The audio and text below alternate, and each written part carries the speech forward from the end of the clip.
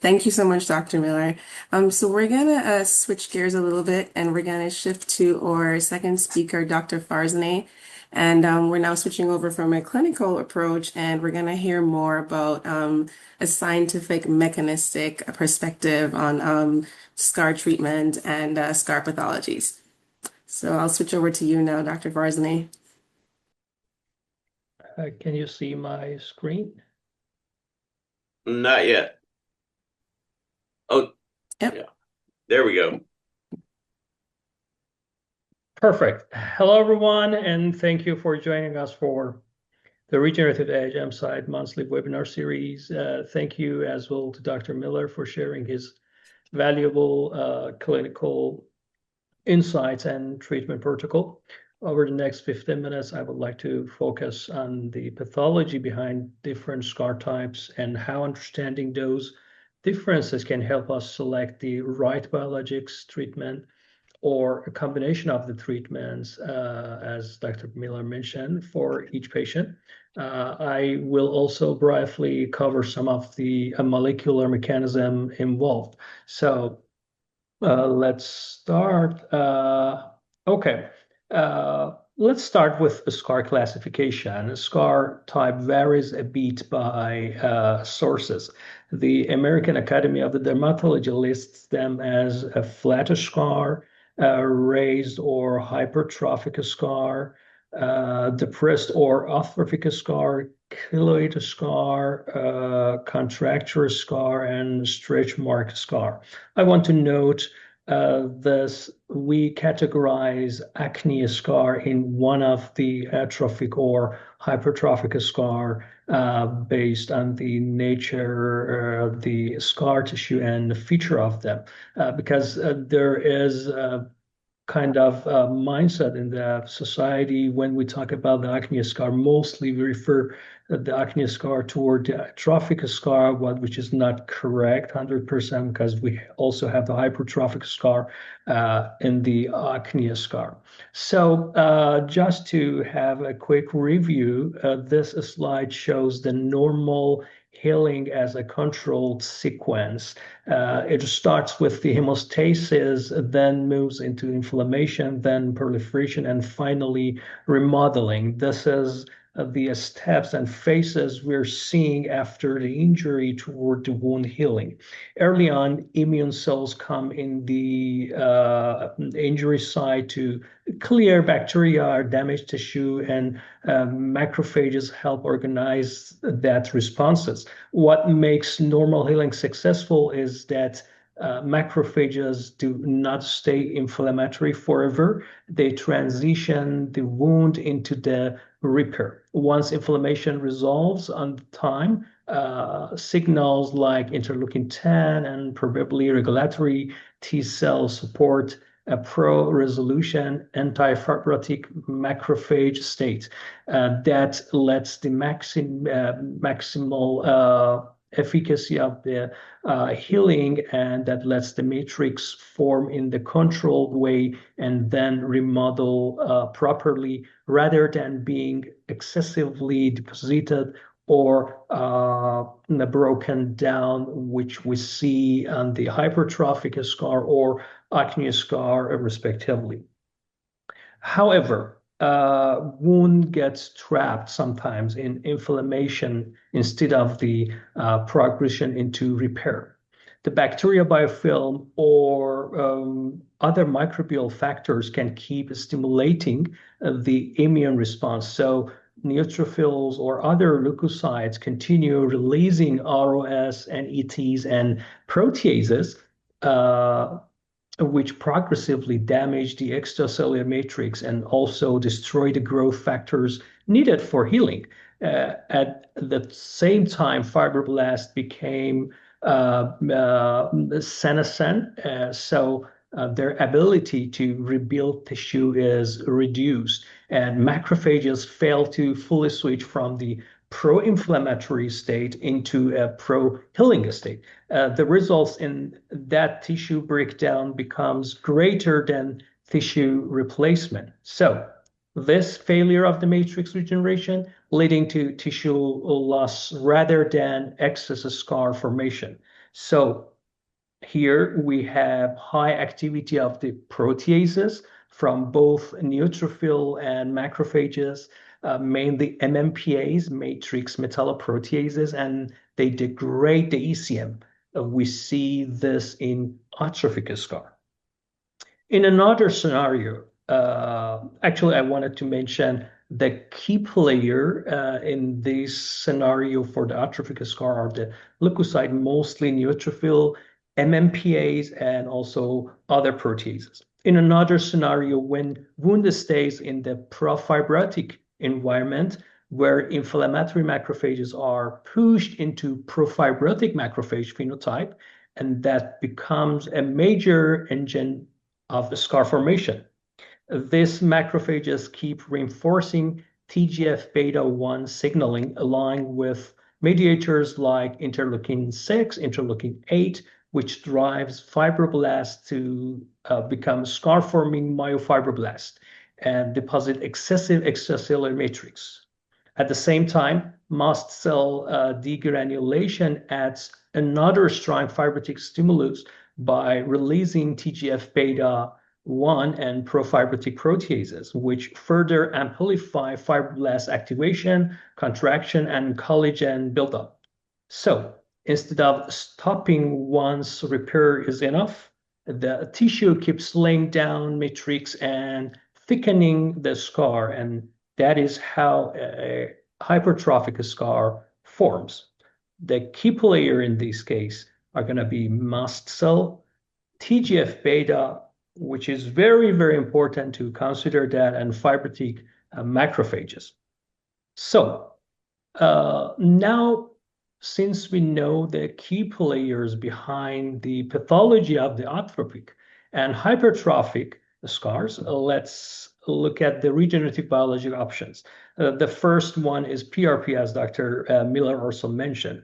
If I think about the target tissue here, which is mainly skin, PRP makes sense because it provides a concentrated matrix of the growth factors that directly support repairs. It gives PDGF to recruit the fibroblasts and endothelial cells, VEGF to support angiogenesis, EGF to promote keratinocyte migration and re-epithelialization, and IGF with basic fibroblast growth factors to support the fibroblast growth and granulation of the tissue and tissue formation.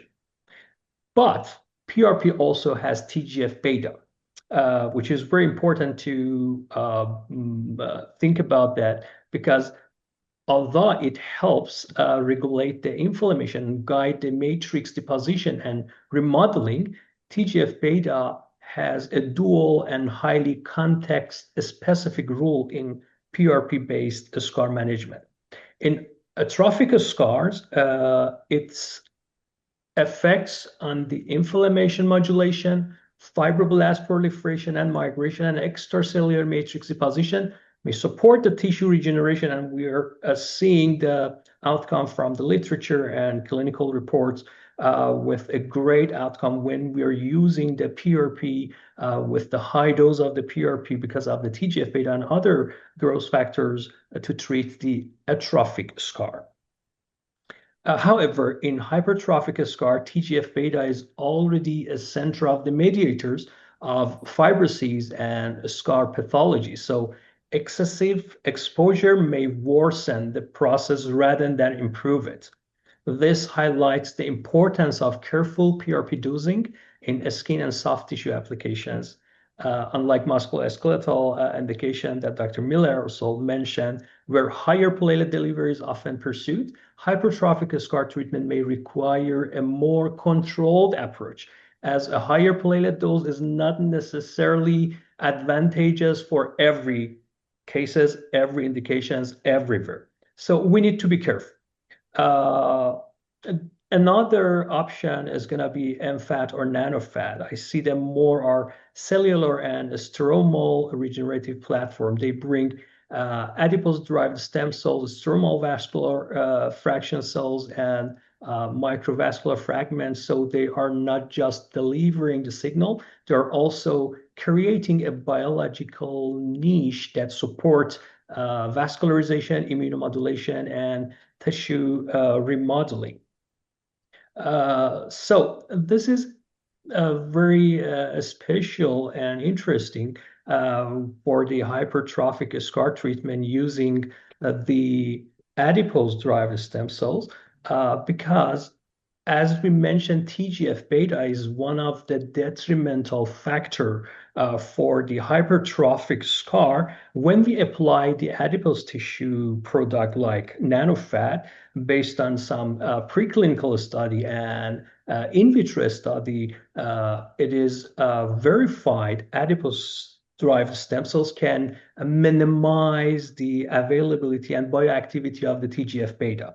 So when we apply that, even in combination with the PRP, we are not going to be worried about the TGF-beta of the PRP because adipose-derived stem cell can minimize the influence of the TGF-beta, which is not good in the hypertrophic scar.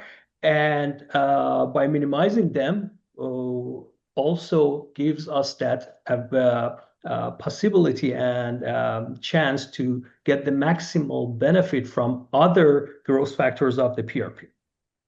And the third option, as Dr. Miller mentioned, is the concentrated plasma protein, which I think more of the protective and anti-degradative approach from the component of the concentrated protein, plasma protein. It provides A2M, alpha-2 macroglobulin, and different serpin proteins to control excess protease activity, which is very good because in the atrophic scar, we're seeing the high activity of the MMPs and proteases, and with these protein, we can take care of them. Also, it gives us high concentration of the other protein, which I'm going to talk about, like BMPs, protein, bone morphogenic proteins, family BMP2, BMP4, BMP7, alongside the PRP and also alongside with the adipose-derived stem cells, which is very essential and useful when we are dealing with the hypertrophic scar. I'm going to talk about that in the next slide. So, if we look at the fibroblast as one of the key player during the hemostasis, tissue regeneration, wound healing, and possibly scar formation, we can see in normal wound healing, fibroblasts differentiate into myofibroblasts under the influence of the TGF-beta. TGF-beta actually initiate a couple of different signaling pathways to accelerate and enhance the differentiation of the fibroblast toward the myofibroblast. Okay, most of the TGF-beta in this case get released from the macrophages, specifically profibrotic macrophages. This differentiation is characterized by the increased expression of the collagen, fibronectin, and TIMPs, which is the tissue inhibitors, metalloproteases, together with the formation of the alpha SMA stress fibers within the myofibroblast. Upon the cessation of the wound healing, I mean the end of the wound healing, myofibroblast undergoes apoptosis and the tissue gradually return to the near normal architecture. This is the normal wound healing process. In the normal wound healing process, definitely we are seeing the myofibroblast, but at the end of the procedure and process of the wound healing, we should get the apoptosis of the myofibroblast. But in aberrant wound healing, however, myofibroblast fail to undergo apoptosis and instead persist within the tissue. Their continued survival drives ongoing extracellular matrix production and contraction, leading to progressive matrix accumulation, increased tissue density, and ultimately the formation of the hypertrophic scar. So we should consider the myofibroblast as the target for the treatment of the hypertrophic scar. So long before the mechanism of the regenerative biologics were clarified specifically for scar management using these combination of the biologics, clinicians had already observed the autologous fat grafting improved the scar quality in plastic surgery practice. The main drawback was the rapid and unpredictable resorption of the graft, largely related to the inconsistent vascularization. To improve graft survival, PRP was added clinically, and the PRP and actually PRP enhanced fat grafting showed better retention and scar outcomes than fat grafting alone. So, subsequent mechanistic studies suggest that this benefit are linked to targeting the myofibroblast axis. Adipose tissue and adipose-derived stem cells can reduce myofibroblast persistence and profibrotic signaling. When we add the PRP to the nanofat or MFAT, actually adipose-derived stem cells minimize the function of the PRP's TGF-beta while using the benefit of the BMP proteins, bone morphogenic proteins of the PRP. And if we add the concentrated protein, which Dr. Miller added to the treatment, BMP proteins, mostly BMP2, BMP4, and BMP7 of the concentrated plasma protein, PRP, and adipose tissue can initiate the de-differentiation of the myofibroblast toward the adipocyte. It's a kind of reverse of the scar. Moreover, studies showed that PRP stimulates adipose-derived stem cells to produce a 5-fold increase in expression of the BMP2 and BMP4. So now the combination of them is very, very reasonable, and it has solid, actually, a rationale behind of that based on the in vitro evidences and study. Another mechanism is related to the to this de-differentiation of the actually myofibroblast and minimizing the TGF-beta activity is related to the hepatocyte growth factor, which we have in the PRP, concentrated plasma protein, and also adipocyte can produce the hepatocyte growth factor. It has been shown that hepatocyte growth factor can interact with profibrotic molecules such as TGF-beta and connective tissue growth factors in surrounding microenvironment and decrease their expression. So takeaway from these scenario, we depicted in this story, not all the scar are biologically the same. When we are going to treat the scar, we should first consider the nature of the scar, which is if the atrophic scar or hypertrophic scar, based on different mechanism of the pathology, we have to decide the different bioformulation or combination for them. As we see in the atrophic scar, mostly we have ECM degradation because of the high activity of the MMPAs and proteases. So probably higher dose of the platelet and the combination with the concentrated protein, which enriched with the anti-proteases protein, would be very, very beneficial. And the hypertrophic scar, definitely combination of the PRP with the adipose-derived stem cells, and recently, based on the protocol Dr.